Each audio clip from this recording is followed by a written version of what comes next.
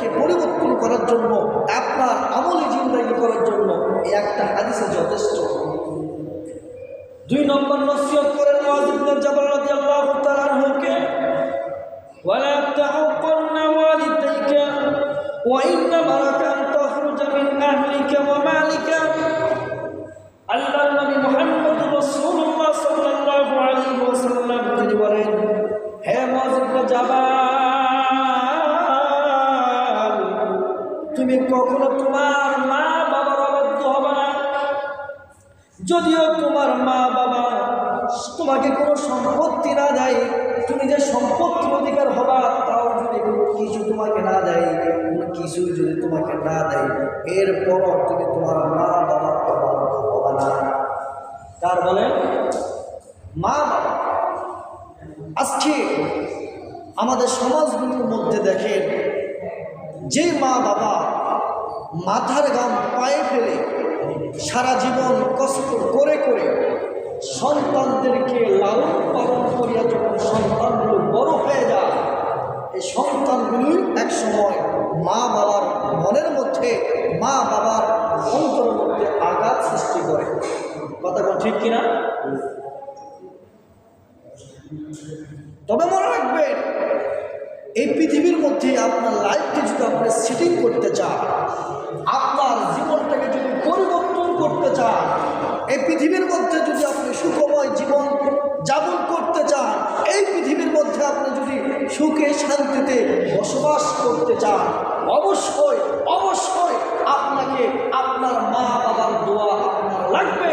যদি আপনি মা বাবার দোয়া না পান, মা বাবার বদদোয়া পান, আপনার টাকা থাকতে পারে, সম্পত্তি থাকতে পারে, বাড়ি গাড়ি থাকতে পারে, সব থাকতে পারে, কিন্তু আপনার সুখ, আপনার শান্তি আল্লাহ পাক রব্বুল আলামিন দিবে না।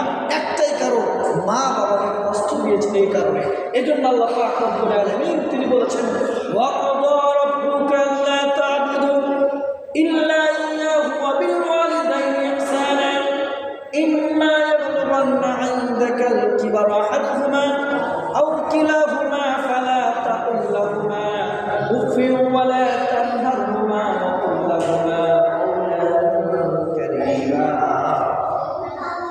আল্লাহ রাব্বুল আলামিন তিনি বলেছেন, তোমরা যখন বড় হয়ে যাবে, তোমাদের মা বাবা যখন বৃদ্ধ অথবা বৃদ্ধ হয়ে যাবে,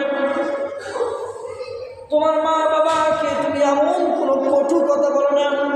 তোমার মা বাবার যে কথার মাধ্যমে, তোমার কথার মাধ্যমে মা বাবা একটু শব্দ করেছে, একটু শব্দ করেছে, এইরকম কথাও তোমরা তোমাদের মা বাবার সাথে বলিও না।